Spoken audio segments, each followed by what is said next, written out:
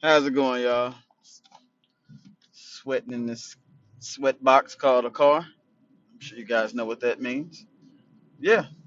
So I want to talk about two things. We're going to intertwine them together.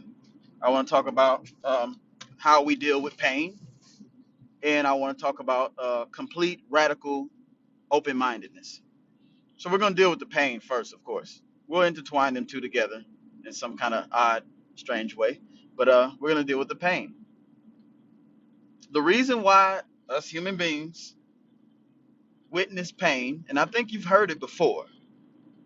No pain, no gain, right? You're gaining something to resist the pain. So whatever you resist persists. You're resisting a thought transfer. When I smack my hand right now,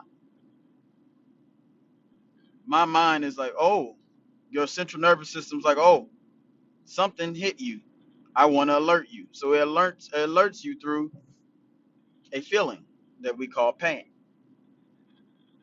Since a baby, you've been programmed with spankings to view pain in a particular way. You view pain in a particular way. What if I were to tell you, and this is some outlandish stuff, but this is real deal.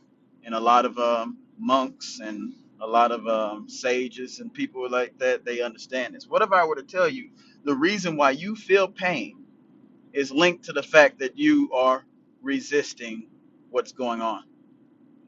And we're not even talking more. We're talking more on thoughts too, because a thought can become with a pain too.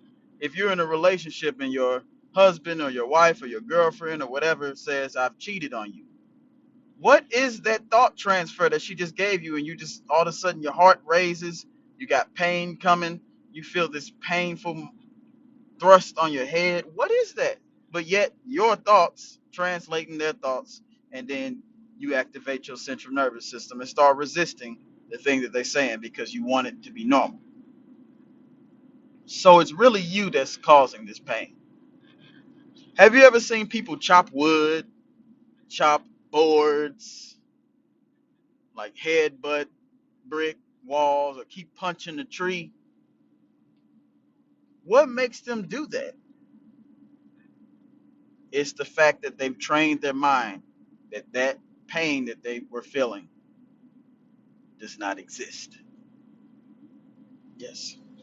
Pain doesn't exist. You created pain during your 12-year run with your mom and dad and everybody in your environment. And mostly whippings and harsh talking that your parents and other people done to you in society. You can train your mind to not view pain the way it's supposed to be viewed. There's a reason why I said we're going to talk about complete, radical open mindedness in pain, because it's going to take complete, radical open mindedness to understand the concept that pain came from you and not from the thing that hit you or the voice that said, I cheated on you. It's never the outside thing, it's always the inside thing that causes the issue. So, let me turn this corner real quick. Oh, there we go. Yeah, what's up? Anyways, back on the pain. Pain is you resisting what's going on. Your body, your mind does not like new things. It's let's just put it that we're gonna put it that way, and it is what it is. You as a body or a mind, as a spirit, okay. Your spirit wants to grow, but your body and mind wants to stay the same. So you have two clashing forces here that you're dealing with on a daily basis. That's why you can't get your diet down. That's why you can't be successful. That's why you can't do none of the things that you want to do, because spirit and the mind and the body are not in tune with each other. You got too much going on, and you end up falling right back to eating Chick-fil-A and wheat bread and all soybeans and all this other crap that you're doing. Once the mind, body, and soul connects with an idea, it's a wrap. That idea is gonna go straight and with no problems, no deviations or anything. And I understood that 2 years ago. That's why I'm very quick to make decisions and very slow to change them. Anyways, so with pain, the next time I just want you to do an exercise, and this is why you need complete radical open-mindedness that I'm gonna tell you about after this. When the next time you feel pain from a heartbreak or a relationship or some stubbing your toe or whatever, be in complete absolute moment. Don't dig in the past and be like, oh, I remember hitting my toe right here. Oh, I remember when somebody did the same thing to me. And then you taking the past and bringing that pain from this present moment and bringing it into the past, because that's what you're doing. So you say what you do is get in the complete moment and you absorb that pain. You take that pain like a champion. You take deep breaths. You don't resist it, because whatever you resist persists. And I think I said that on the video. I think I did. Do not resist the pain. Let it be. And I'm gonna tell you, from this practicing and doing this type of practicing, you're gonna look at pain from a different way, and the stuff is gonna be less painful for you. I know that sounds crazy, and you're probably gonna disagree with me, but won't you try it? Try it. And the only way to try this is for the second thing that I want to talk about: complete radical open mindedness. Complete radical open mindedness. What do I mean by that? You're not open minded. You have paradigms. You have bubbles that you're in.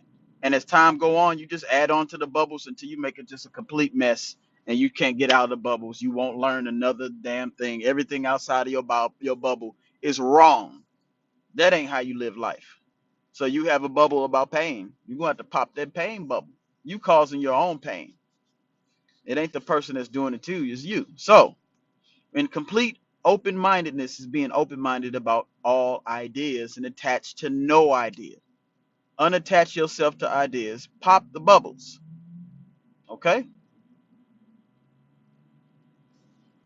Here's an exercise with radical open mindedness exercise. Consider the following ideas. Consider the fact that your mom or you or somebody in your family is not really a human being, they're a chicken. Do it for 10 minutes. For 10 minutes, completely drown your ideas in the fact that you came from a straight chicken, not a human being called your mom. And what you want to do that for 10 minutes.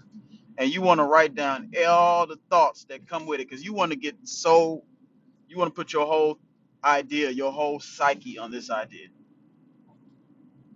Can you do it for 10 minutes? Of course you're not, because you're not open minded. A real, true, open-minded person is can take in any idea, even the ones that supposedly make you comfortable. Even I'm not too much open-minded like I need to be, but it's better to be open-minded so you won't be out here allowing these stories that are filled up in these bubbles to cause you so much pain and strife and worry and guilt. All of that is bubbles of you being unopen minded, if that's a word, today is gonna be, and you're not putting no trust in yourself, and you just have these paradigms that cause pain, and you don't understand pain. Pain is truly an ideal in your head from lacking limitations. The lacking limitations of the bubbles that you presented. You got people out here that are in relationships and they're okay with having other women around or men around. What made them do that? They had open mindedness. They had to be open minded. But if you grew up in a family of where if your man gets with another girl and sleeps with her, it's supposedly called cheating. And anyone that's doing that is stupid. If that's your idea, that's the bubble that you're in, well, that's the bubble that you're in. But it might not be for somebody else because they're a little bit more open minded about that. Understand the points of view that I'm talking about here when it comes to radical open mindedness. You have to get out of your bubble. Your bubble is painful. Some people are not in the same bubble as you. You can't say that this person is stupid because he has 5 girlfriends and they're all okay with it. So since they're all okay with it, they are stupid. No, if it works out for them that way and they don't think they're stupid, and it works that way out. It's just you in that bubble. You get what I'm saying? Not saying to go and have 6, 7, 8 girlfriends and all get them all a part of your program and then do what you got to do. Whatever. It's the idea. I'm speaking of the idea of the bubble that you're in. Radical open-mindedness has no room for lack and limitation. And I've already had a video on lack and limitation. So having radical open-mindedness, you have to get rid of limitations. I'm doing it daily. You can do it. We all can do it. So next exercise, I know that other one was kind of silly. So let's get something more profound and dear to your heart. For the next 15 minutes, take into consideration that your religion, just 15 minutes, that the religion that you're a part of is fake. And it's just been a ramshack and it's been slowing you down. For 15 minutes, can you take in the possibility that your religion is fake and straight drown yourself in this thought process for 15 minutes without you being offended? If you can't, you're not open-minded. And it's dangerous with religions and philosophies and different theories. That's dangerous because the more time that you spend in that religion or that philosophy or everything, the more you're snow piling up this bubble that you're in, and you'll never get out of it, and you'll never see life from another point of view. So when it comes to points of view, you're looking at one point. You know about the point factors. You don't look at no other point but your point. But there's millions of points out there that you don't even want to look at. Now you see the limitations with that. You're limited to one point that you're looking at. You don't do this. You never do this. You just do this and lock in on that one point. So when somebody else come with another point outside of your circumference of your bubble, your paradigm, you automatically reject it without even taking in consideration. And that's where um being being open-minded will be a better fit for society. If you understand the spiral dynamics of life, we're probably in the stage orange right now where there's a lot of individualism going on. So that's why a lot of y'all relationships are probably not working. Everyone's into selfish individual work now, self-made, self this, self that. The last stage that we were in was probably the religious and politic. I think it's probably blue. Don't quote me on that. But that as time go on, the things that you hold dearly in your mind that are wrong are gonna eventually they're gonna find a way for it to be right. 30 years ago, I'd have never expected men to have 5, 6 girlfriends in one house. So now I have to open my mind to it because that's the norm now. Or a female that got 3 men and they all live in the same house. Or a man with a man or a woman with a woman. Not saying I'm gonna do it, but it's going on out here and it's working out for them. So who am I to be in my bubble and say their bubble is wrong? It's working out for them. It won't fit in my bubble. I'm not gonna go to their bubble and start doing what they're doing, but it's working out for them. It won't work out for me because my bubble won't allow it. And it's okay to agree to disagree with people. You don't have to be so neurotic about other people's concepts of how they love or how they deal with things. You got to be a little bit more open-minded and start looking to a point where you can get more point of views in your life so you can see other people where they're at. When you start getting more points of views, it's easier for you to help people. And the best way to help people to become complete radical open-mindedness is the imagination factor.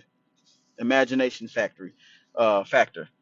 If you don't understand the faculties of the mind, I have a video that talks about the faculties of the mind. One of them is imagination. With imagination, you can imagine that your mom came from a chicken. With imagination, you can imagine yourself with 7 girls and how it would work out. With an imagination, you can see yourself through all the problems that you're going through and pick up the energy from imagining it and then bring it into existence, into presence, and get past the issue. So you see why pain and complete radical open-mindedness intertwines with each other, because you can't have one without the other. Your pain comes from your limitations that you have, the stories in your head that, oh, if this girl says I'm a bitch with this type of tone, I'm going to get painful and cry and get mad. It's a limitation, and it's a bubble that you have in your head. So every time somebody comes up to you with a different type of tone like this and call you a simplistic name, you get mad.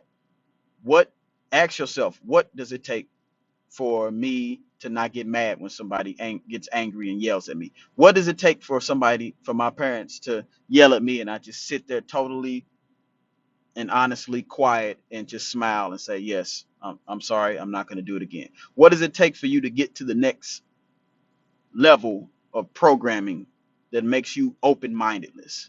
Think about these things, because life is too short to look at one point of view. Life is too short to allow certain pains in your life that you put there to be there. Life is too short for lacking limitation. So use your imagination faculty, to represent to yourself that pain came from you.